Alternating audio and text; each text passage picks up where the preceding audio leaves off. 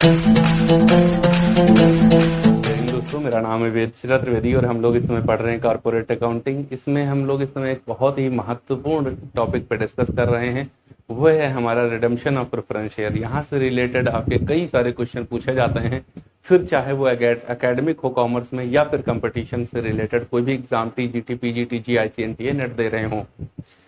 BCom second semester के students के लिए तो बहुत ही इंपॉर्टेंट है ये चैप्टर, क्योंकि यहाँ से रिलेटेड कम से कम 10 क्वेश्चन उनके सेकंड सेमेस्टर के एग्जाम में पूछे ही जाने हैं।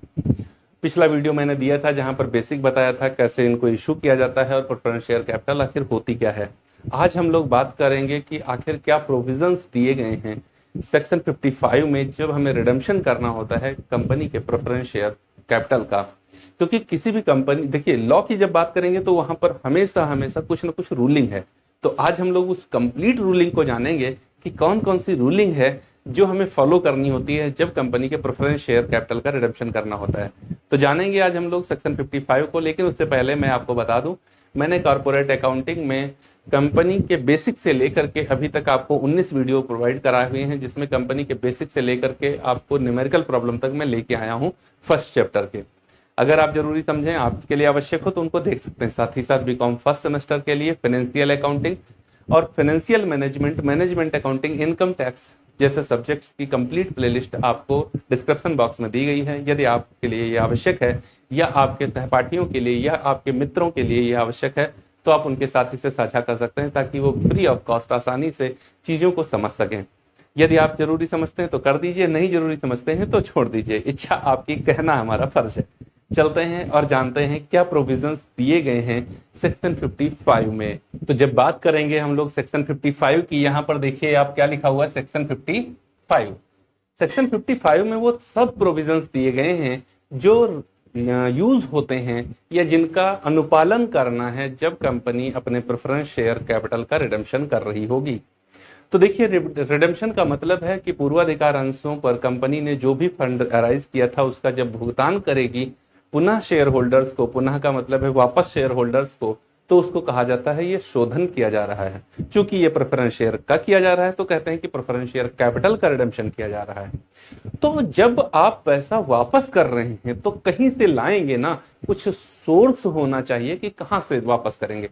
मान लो आप उधार लेते चले गए किसी से, कभी किसी ने 1000 दिया, कभी 2000 दिया, कभी 5000 दिया, कभी 10,000 दिया, अभी मिलकर के 25-30 हजार रुपए आपके पास हो गया है, मजे से खर्च किए थे उधर। अब वो मांग रहे कि लाओ हमको, लाओ। तो क्या करोगे? या तो आपके पास में रखा हुआ है वहां से दे सकते हो, और या तो कहीं से जुगाड़ बनाओगे वहां से दोगे।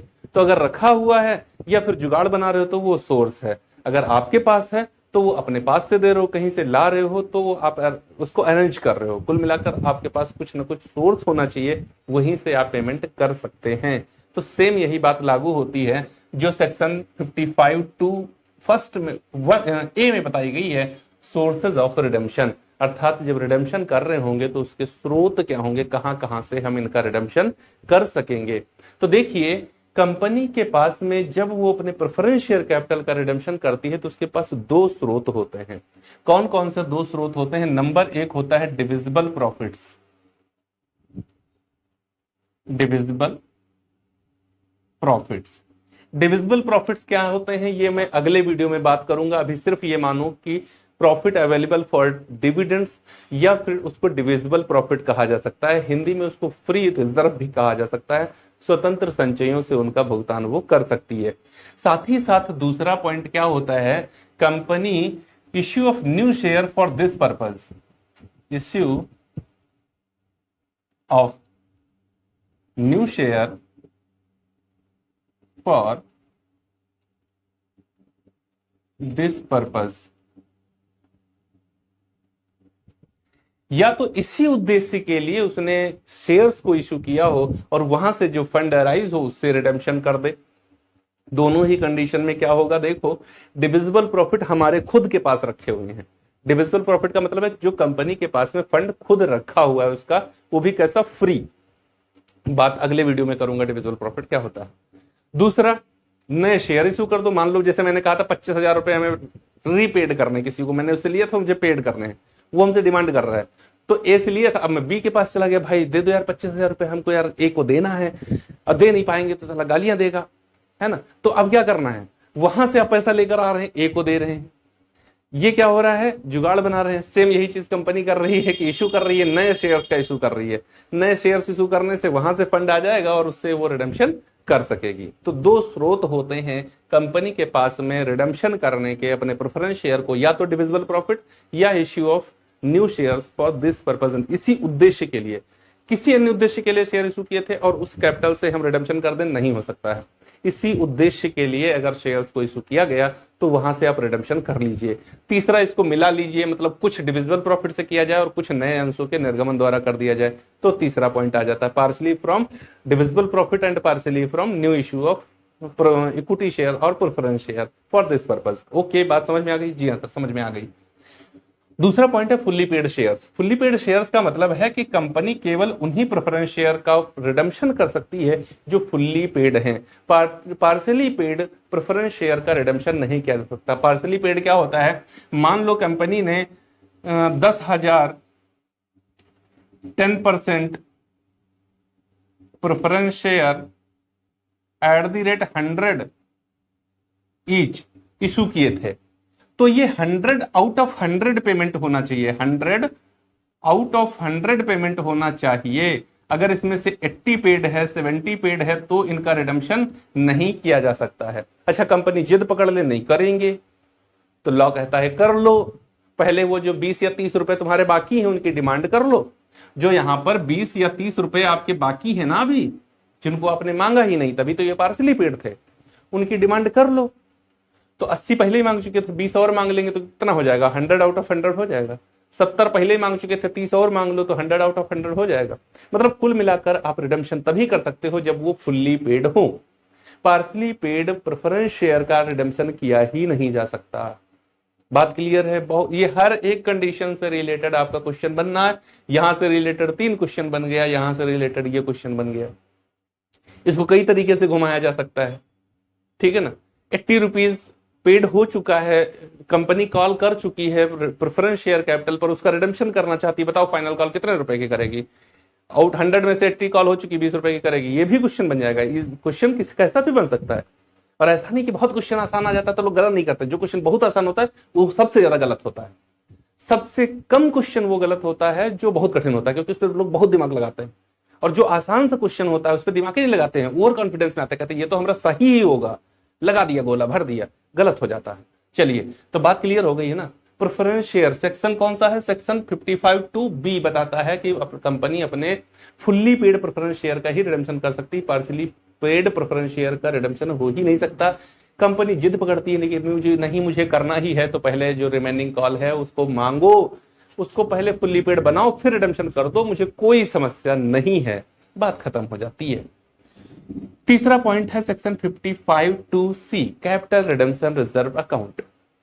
कैपिटल रिडेम्पशन रिजर्व अकाउंट का मतलब है कि कंपनी डिविजिबल प्रॉफिट से जितना पैसा लेकर के आएगी, कंपनी कहां से? डिविजिबल प्रॉफिट से जितना भी पैसा लेकर के आएगी for the redemption of preference share, same value will be transfer to CRR अर्थात कैपिटल रिडेम्पशन रिजर्व। ये कौन सी बात हुई सर जी? ये मेरी समझ में नहीं आया। अगर कंपनी के पास इतना पैसा रखा ही हुआ था कि हम अगर ये डिविजिबल प्रॉफिट से निकालेंगे तो ठीक उतना पैसा CRR में डाल देंगे, तो यहां से निकाले ही काहे, जो रखा था वहीं से पेमेंट कर देते। ये कौन सी दोहरे मुख वाली बात हो रही है? ये कैसे हो रहा है? देखिए, मैं आपको समझाता हूं, बहुत डिटेल में तो नहीं यहां पर बताऊंगा, अगले वीडियो में बात करूंगा, थोड़ा सा बता रहा हूं। ये जो डिविजिबल प्रॉफिट होते हैं, जब कल इनको समझाऊंगा ना अगले वीडियो में, तब आप समझ पाएंगे कि ऐसा क्यों किया गया था। डिविजिबल प्रॉफिट या फ्री रिजर्व का मतलब होता है भैया, ये जितना भी डिविजिबल प्रॉफिट है वो ओवरऑल किसका होता है? इक्विटी शेयर होल्डर्स का होता है। आज मेरी बात बड़ी आपको लग जाए तो कोई बात नहीं, कल वाला वीडियो देख लेना, डिविजिबल प्रॉफिट समझ जाओगे। डिविजिबल प्रॉफिट का मतलब है कि इक्विटी शेयर होल्डर्स का वह हिस्सा जो कंपनी ने अपने पास रोक रखा है, जिसको इक्विटी शेयर होल्डर्स में एज ए डिविडेंड डिक्लेयर नहीं किया, जबकि कर सकती थी, और अगर करना चाहे तो किसी की परमिशन ना लेना पड़े, तभी इसको फ्री रिजर्व कहते हैं, डिविडेंड्स के रूप में डिक्लेयर कर दे। तो ये जो डिविजिबल प्रॉफिट है ये होता किसका है? इक्विटी शेयर होल्डर्स का होता है। किसका होता है? इक्विटी शेयर होल्डर्स का होता है। इक्विटी शेयर होल्डर से उनका ये पैसा ये कहकर रोक लिया गया था कि इसका कहीं आगे कंपनी को कोई अपॉर्चुनिटी मिलेगी तो वहां यूज कर लेंगे, कंपनी बढ़िया काम करती रहे इसके लिए हमने ये रिजर्व कर लिया है, कंपनी कभी विकट परिस्थितियों में फंसेगी तो उससे निकालने के लिए पैसा आपका रोक लिया है। कहा ये था और यूज कहां कर लिया है? रिडेम्पशन ऑफ प्रेफरेंस शेयर में यूज कर लिया है, पूर्वाधिकार अंशों का शोधन करने के लिए यूज कर लिया है। तो अब मान्यवर ये बताइए मुझे कि आपने तो हमसे कहा था कंपनी विकट परिस्थितियों में फंसेगी तब उसका यूज करेंगे, और आज आप किसको दे रहे हैं?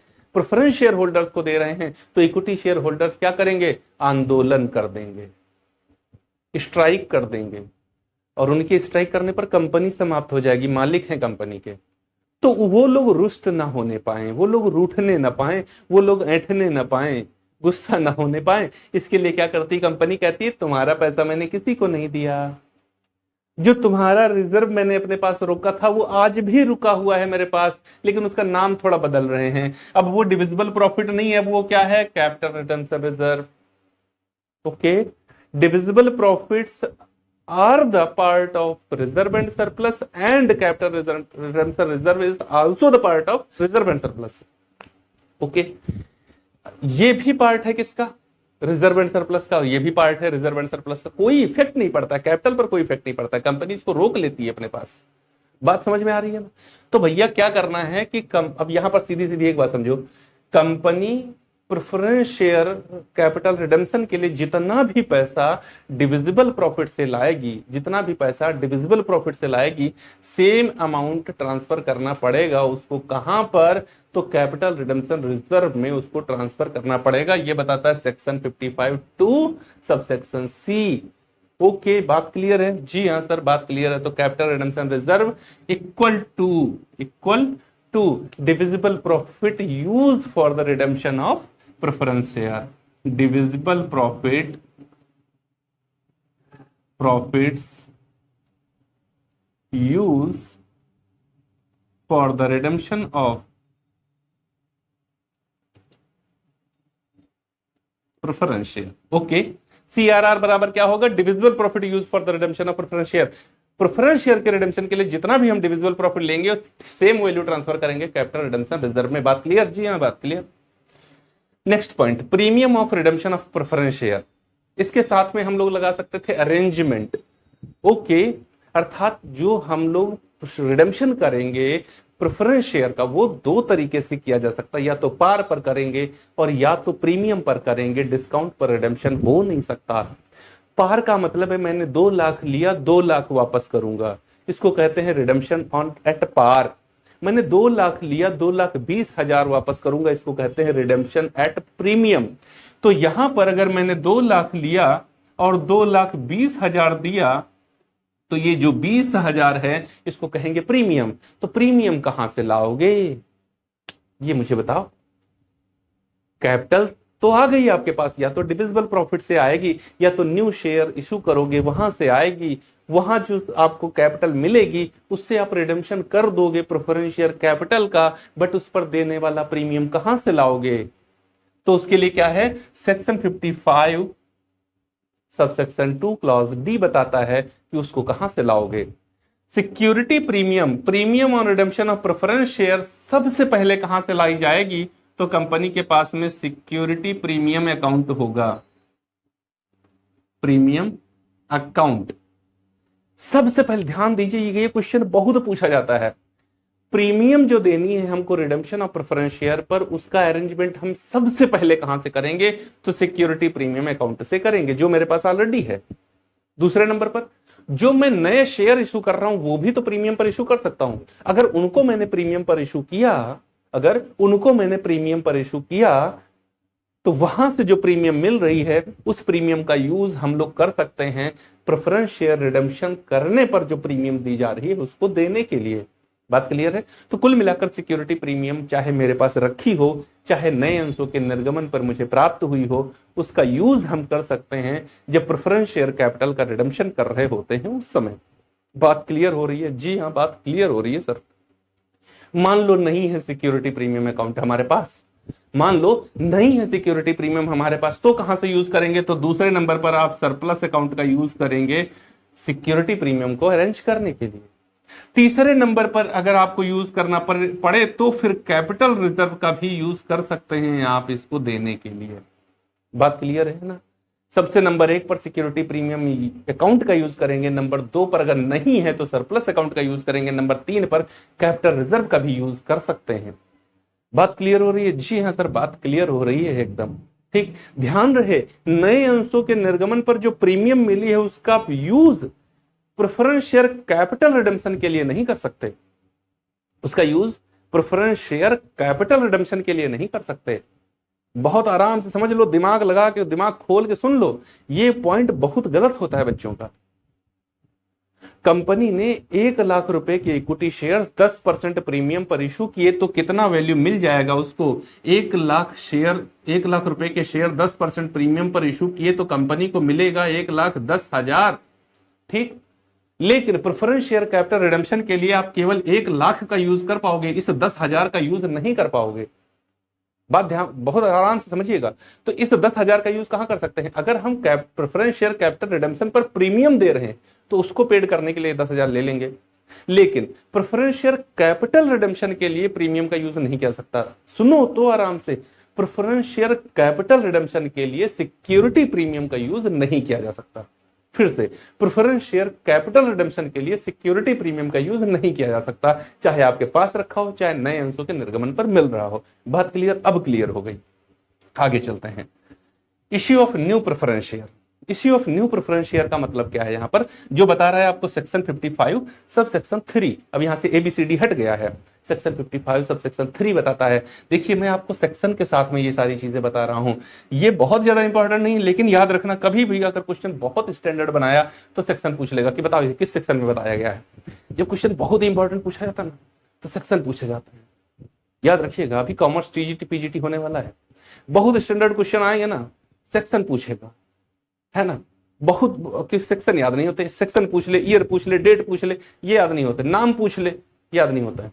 थ्योरी कहानी सबको याद हो जाती है, तो सेक्शन के साथ पढ़िएगा। चलिए, issue of new preference share. Issue of new preference share का मतलब है कि कंपनी अपने जो प्रेफरेंस शेयर उसने इश्यू किए थे उनका रिडम्पशन करने की तिथि पर उसके पास में फंड नहीं है। क्या नहीं है? फंड नहीं है, डिविजिबल प्रॉफिट्स नहीं है। नए शेयर इशू करके वो अपने शेयर्स को रिडेम्पशन नहीं करना चाहती है, वो चाहती कि जो हमारे पुराने शेयर होल्डर्स थे, क्या चाहती? जो हमारे पुराने शेयर होल्डर्स थे उन्हीं को हम नए प्रेफरेंस शेयर या इक्विटी शेयर इशू कर दें, उन्हीं को नए इक्विटी शेयर या प्रेफरेंस शेयर इशू कर दें। तो इससे क्या होगा कि जैसे देखो, सुनो बात समझो, मान लो किसी से आपने 10,000 रुपए का लोन लिया था। क्या किया था? 10,000 रुपए का लोन लिया था। अभी वो डिमांड कर रहा है कि आप हमको ये वापस करिए। अब वापस करने के लिए आपके पास फंड है नहीं, तो फिर क्या कर सकते हैं? विकल्प क्या है आपके पास में? आप फिर से उसके साथ में दूसरा एक न्यू एग्रीमेंट कर लेते हैं। बिल ऑफ एक्सचेंज में आपने पढ़ा होगा, बिल ऑफ एक्सचेंज पढ़ा था ना, तो वहां पे पढ़ा होगा बिल ऑफ एक्सचेंज में क्या होता था? बिल अनादृत हो गया तो उसका जो ड्रावर होता था वो ड्राई से फिर से रिक्वेस्ट करता था कि आप एक नया बिल लिख दो, एक न्यू बिल लिख दो हमारे ऊपर, और वो इस बात से सहमत हो जाता था तो नया बिल लिख दिया जाता था। तो जिससे 10,000 रुपए का लोन लिया था उसको पेड करने के लिए अभी आपके पास फंड नहीं है, लेकिन करेक्टर दोनों का बेहतर है, वो जानता है, वो भी जानता है और आप जब जानते हो। आप उससे बोलते हो ऐसा करो ना, 15,000 रुपए का एक नया एग्रीमेंट कर लो हमारे साथ, 10,000 आपका पे हो जाएगा, 5,000 मेरे पास आएगा, यूज होने लगेगा। बाद में जब हमारे पास फिर से अरेंजमेंट हो जाएगा तो हम आपको इस बार 10 नहीं 15,000 पे कर देंगे। बात क्लियर होगी? तो ये चीजें होती हैं। तो यहां पर इसी संदर्भ में कहा गया सेक्शन 55 सब सेक्शन 3 में issue of new preference share. जिस समय कंपनी अपने इश्यू कर रही होती है प्रेफरेंस शेयर का, मान लो उनको रिडेम्पशन नहीं कर पा रही है, अब रिडेम्पशन करना अनिवार्य होता है क्योंकि इसके लिए टाइम होता है 20 से 30 वर्ष, अभी आगे बढ़ता हूँ चल के, इससे ज्यादा समय में रोक ही नहीं सकते हो। तो रिडेम्पशन करना है तो क्या कर सकते हो? इस रिडेम्पशन के उद्देश्य से आप नए प्रेफरेंस शेयर इशू कर सकते हो या नए इक्विटी शेयर इशू कर सकते हो। लेकिन ध्यान रहे, आपसे अगर ये क्वेश्चन पूछा जाएगा तो ऐसे नहीं पूछा जाएगा। आपसे अगर ये क्वेश्चन पूछा गया तो ये ऐसे पूछा जाएगा कि कंपनी अपने प्रेफरेंस शेयर होल्डर्स को रिडेम्पशन करने के लिए नए प्रेफरेंस शेयर इशू करना चाहती है, तो इसके लिए कितने प्रतिशत प्रेफरेंस शेयर होल्डर्स की सहमति अनिवार्य है? तो ध्यान रहे, या तो 75% हो या फिर 3/4 of total preference share holders. जब इतने लोग सहमत हो जाएं, जब इतने लोग सहमत हो जाएं कि ठीक है आप मुझे नए शेयर इशू कर दो, मैं उनको स्वीकार कर लूंगा, तो उस कंडीशन को कहा जाएगा आपका issue of new shares, equity और प्रेफरेंस। ओके, बात क्लियर है? जी हाँ, बात क्लियर है। नेक्स्ट पॉइंट है application of CRR। Application of CRR. Application of CRR का मतलब है यहां जो सीआरआर बनाया था और हमने अपने इक्विटी शेयर होल्डर्स को बताया था कि भैया तुम्हारा पैसा कहीं नहीं गया है, रखा हुआ है हमारे पास, जब तुमको आवश्यकता हो ले लेना आके हमसे, तो वो डिमांड करेंगे ना हमसे। एक समय तो आएगा जब वो डिमांड करेंगे हमसे, तो उनके डिमांड करने पर या इससे पहले, उनके डिमांड करने पर या उससे पहले हम इसका यूज कर लेंगे, मतलब उनको हम पेमेंट ही कर देंगे, उनको कहने का मौका ही नहीं देंगे, तो उस कंडीशन को क्या कहा जाएगा? Application of capital redemption reserve. तो कैपिटल रिडेम्पशन रिजर्व का सीआरआर का यूज आप दो तरीके से कर सकते हो। कैसे कर सकते हो? दो नहीं बल्कि एक ही तरीके से कर सकते हो। कौन सा है? कौन सा है? Capitalisation of profit, capitalisation of profit और issue of issue of bonus share. New क्या? Bonus share. Issue of bonus share, bonus अंशों का निर्गमन है ना, अधिकार। यहां पर क्या करिए, बोनस शेयर को इश्यू करके सीआरआर का यूज हो जाता है। बोनस शेयर का मतलब होता है कंपनी अपने जो एग्जिस्टिंग शेयर होल्डर्स हैं उनसे पैसा नहीं लेगी, बल्कि उनके पास जो शेयर्स हैं ऑलरेडी उसके अनुपात में, उसके रेशियो में उनको कुछ नए अंश निर्गमित कर देगी। तो इससे क्या होगा? कंपनी के पास फंड नहीं आएगा, लेकिन उनके पास में कैपिटल बढ़ जाएगी और उस पर उनको डिविडेंड्स जो है वो ज्यादा मिलने लगेगा। तो कंपनी अपने सीआरआर जो बनाएगी उसका यूज कैसे करेगी आगे? तो नए बोनस अंशों का निर्गमन करके उसका यूज कर देगी। यहां पर सीआरआर खत्म होगा और कैपिटल उधर बन जाएगी। बात क्लियर हो रही है? जी हाँ सर, बात क्लियर हो रही है। ध्यान रखना यहां पर, यहां तो या तो fully paid bonus share issue किए जाते हैं, या तो fully paid bonus share issue किए जाते हैं, या फिर कंपनी के पास जो पार्सली पेड इक्विटी शेयर्स होते हैं उनको फुल्ली पेड शेयर्स में कन्वर्ट कर दिया जाता है। अब ये कौन सी बात होती है? मान लो कंपनी ने 10,000 शेयर्स इशू किए थे, शेयर्स इशू किए थे जो 10 रुपए वाले थे, ठीक है ना। अभी शेयर होल्डर्स से कंपनी ने केवल डिमांड करी थी कितनी? 6 रुपए की कॉल करी थी। कितनी कॉल करी थी? 6 रुपए की। तो रिमेनिंग कितनी थी? 4 रुपए की भी बाकी थी। ये 4 रुपए की डिमांड करनी थी। अब कंपनी, ये देखो कैसे है, पार्सली पेड है। अब कंपनी अगर इसमें यूज करना चाहती है अपने सीआरआर का, तो क्या करेगी? 4 रुपए बिना मांगे इनके शेयर्स को फुल्ली पेड मतलब 10 रुपए वाला बना देगी। तो डिमांड किया नहीं, कंपनी ने लिया नहीं, बल्कि तुम्हारी कैपिटल को जितना बनना था उसका मेंटेन कर दिया उसको। तो इसको कहते हैं पार्सली पेड शेयर्स को फुल्ली पेड में कन्वर्ट कर देना। तो ये दो तरीके से क्या सकता है, या तो फुल्ली पेड बोनस शेयर्स को इशू कर दिया जाए, या तो पार्सली पेड शेयर्स को फुल्ली पेड में कन्वर्ट कर दिया जाए। इस तरीके से सीआरआर का यूज हो जाता है। अब लास्ट पॉइंट आता है आपका conditions of redemption of preference share. Preference share redemption की कंडीशंस क्या होती हैं, अर्थात इनका रिडेम्पशन कैसे किया जाता है। बहुत ध्यान से सुनो मेरे भाई। प्रेफरेंस शेयर का रिडेम्पशन करने के लिए तो 3 बातें हैं। सबसे पहली बात है, कंपनी के पास में एक निश्चित समय होता है, या किसी विशेष घटना के घटित हो जाने पर कंपनी को अपने प्रेफरेंस शेयर होल्डर्स का रिडेम्पशन करना अनिवार्य होता है। निश्चित समय क्या होता है? कंपनी के आर्टिकल ऑफ एसोसिएशन में निश्चित होता है, जब कंपनी अपने शेयर प्रेफरेंस शेयर को इशू करती है उसी समय ये बता देती है कि हम इनका रिडेम्पशन कब करेंगे। तो वो डेट ऑलरेडी मेंशन है कि इस डेट में हम रिडेम्पशन करेंगे, तो वो निश्चित समय हो गया। ये विशेष घटना मान लो उससे पहले ही कंपनी समाप्त होने की कंडीशन आ जाए, तो समाप्त अगर हो रही है तो फिर उसको रिडेम्पशन करना ही पड़ेगा। तो पहली बात क्या है, या तो निश्चित समय पर या किसी विशेष घटना के घट जाने पर जब रिडेम्पशन करना हो। दूसरा, कंपनी के पॉइंट ऑफ व्यू से देखें तो कंपनी जब चाहे मान लो समाप्त होने पर आ जाए तो फिर उसी समय वो रिडेम्पशन कर देगी। नंबर 3, अगर कंपनी के प्रेफरेंस शेयर होल्डर्स को यह लगता है कि इस कंपनी में हमारा हित जो है वो सुरक्षित नहीं है, तो वो कोर्ट में अर्थात ट्रिब्यूनल में वाद प्रस्तुत कर सकते हैं और वहां से वो क्या करा सकते हैं, अपनी कैपिटल का रिफंड करा सकते हैं। ध्यान रहे, कोर्ट और ट्रिब्यूनल में क्या अंतर होता है। जब बात हम कोर्ट की करते हैं तो वहां पर सामान्य तौर पर सारे के सारे केसेस सुने जाते हैं, लेकिन जब हम ट्रिब्यूनल की बात करते हैं तो वहां पर विशेष प्रकार के केसेस सुने जाते हैं। ठीक है, जैसे तुम्हारा हो गया इंडस्ट्रियल डिस्प्यूट एक्ट, तो वहां पर अब इंडस्ट्रियल डिस्प्यूट एक्ट के संदर्भ में जो भी इंडस्ट्रियल डिस्प्यूट से रिलेटेड वाद विवाद होंगे उनको जहां सुना जाएगा उसको ट्रिब्यूनल कहेंगे। बात क्लियर है? चलिए, तो ये कंडीशंस हो गई। ठीक, या तो एक कंपनी एक निश्चित समय पर या फिर किसी विशेष घटना के घटित होने पर। अगली बात है कंपनी के पॉइंट ऑफ व्यू से कंपनी के समापन पर, प्रेफरेंस शेयर होल्डर्स के पॉइंट ऑफ व्यू से उनकी डिमांड पर। हाँ, अगर इन सब को छोड़ दिया जाए तो ये क्वेश्चन बहुत पूछा जाता है। नॉर्मली अगर बात करी जाए, कहीं नॉर्मल कंडीशन में बात करी जाए, है ना, तो प्रेफरेंस शेयर के रिडेम्पशन का जो टाइम होता है, प्रेफरेंस शेयर रिडेम्पशन का जो टाइम होता है वो अप टू 20 ईयर्स हो सकता है। कितना हो सकता है? अप टू 20 ईयर्स, ठीक है ना। लेकिन अगर कोई कंपनी इंफ्रास्ट्रक्चर पे काम कर रही है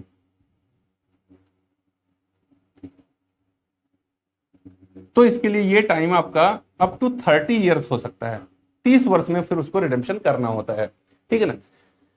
बात समझ रहे हो ना जी। इंफ्रास्ट्रक्चर क्या होता है, जैसे आपका ये जो होता है ना विद्युत उत्पाद, इसके ऊपर काम कर रही है, कृषि सुधार पर कोई काम कर रही है, रोड निर्माण पर कोई काम कर रही है, जल के संदर्भ में कोई रोकथाम के संदर्भ में कोई काम कर रही है, तो ये इंफ्रास्ट्रक्चर बेस्ड काम हो जाता है। तो इसके लिए अगर काम कर रही है तो इसके प्रेफरेंस शेयर के रिडेम्पशन का अधिकतम समय क्या हो जाएगा, 30 ईयर्स हो जाएगा। लेकिन नॉर्मली इनको हटा दे तो फिर कंपनी के लिए जो मैक्सिमम पीरियड होगा प्रेफरेंस शेयर रिडेम्पशन का वो कितना होगा, 20 ईयर्स होगा। बात क्लियर है। पिछले पीजीटी में भी क्वेश्चन पूछा गया था, टीजीटी में भी ये क्वेश्चन पूछा गया था। इंफ्रास्ट्रक्चर वाला पूछा गया था पीजीटी में, नॉर्मल वाला पूछा गया था टीजीटी में। बात क्लियर। अब यहां पर ध्यान दीजिएगा आप, चाहे ये वाली कंडीशन हो चाहे ये वाली हो, अगर ये 20 वर्ष वाली कंडीशन होती है तो कंपनी के प्रत्येक 11वें वर्ष से, कंपनी को अपने 11वें वर्ष से अपनी टोटल प्रेफरेंस शेयर कैपिटल का 10% रिडम्पशन करना अनिवार्य होगा। 11वें वर्ष करेगी 10%, 12वें 10%, 13वें में 10%, 14वें, 15वें, 16वें, 17वें, 18वें, 19वें, जब 20वें वर्ष में पहुंचेगी तो उसके पास में ओवरऑल प्रेफरेंस शेयर कैपिटल का केवल 10% रह गया होगा, उसका रिडम्पशन करके टाटा बाय बाय हो जाएगा। यही सेम बात लागू होगी अगर वो इंफ्रास्ट्रक्चर पे काम कर रही है तो 21वें वर्ष से उसको यही काम करना होगा। यहां पर 11वें वर्ष से और यहां पर 21वें वर्ष से उसको यही सेम प्रोसेस अपनाना होगा। 10% का रिडेम्पशन करना शुरू करेंगे और 30वें वर्ष में जाकर के 10% रह जाएगा, उसका रिडेम्पशन करके हाथ जोड़ के निवेदन होकर के बात अपने अपने घर को चले जाएंगे। बात खत्म हो गई, समझ में आ गया? हाँ सर समझ में आ गया। तो ये वो प्रोविजंस हैं जो सेक्शन 55 में दिए गए हैं आपके प्रेफरेंस शेयर रिडेम्पशन के संदर्भ में। अगर इनकी स्टडी आपकी सही तरीके से नहीं हुई है तो फिर आप प्रेफरेंस शेयर रिडेम्पशन कर नहीं सकते, और अगर इनको सही तरीके से आपने पढ़ लिया है, समझ लिया है, तो फिर कोई भी क्वेश्चन हो प्रेफरेंस शेयर कैपिटल का आप उससे गलत हो नहीं सकता। ये मैं आपको चैलेंज करके बता रहा हूं। अगर इसकी स्टडी आपने सही तरीके से करी है तो फिर कोई क्वेश्चन आपसे गलत नहीं होगा, ये मेरा मानना है। अब आपको कैसा लगता है और आपको हमारे पढ़ाने का तरीका कैसा लगता है, वीडियो कैसा लगा है, कमेंट बॉक्स में आकर के जरूर बताइएगा। अगर वीडियो अच्छा लगे तो लाइक भी कीजिएगा, चैनल को सब्सक्राइब कर लीजिए ताकि आने वाले वीडियोस का नोटिफिकेशन आपको आसानी के साथ में मिल सके। अपना स्नेह हमारे साथ बनाए रखिए। अगर वीडियोस अच्छे लगते हैं आपको तो इनको शेयर भी कर दिया करिए अपने सहपाठियों के साथ, अपने सहयोगियों के साथ, अपने दोस्तों के साथ। मिलते हैं अगले वीडियो में, वहां पर देखेंगे डिविजिबल प्रॉफिट्स क्या होते हैं और कैपिटल प्रॉफिट क्या होते हैं, कौन से प्रॉफिट है जिनको हम डिविजिबल कहेंगे और यूज कर सकेंगे redemption of preference share capital, और कौन से प्रॉफिट ऐसे होते हैं जिनको कैपिटल प्रॉफिट कहते हैं और हम यूज नहीं कर सकेंगे redemption of preference share capital के लिए। मिलते हैं अपने अगले वीडियो में, तब तक के लिए जय हिंद दोस्तों।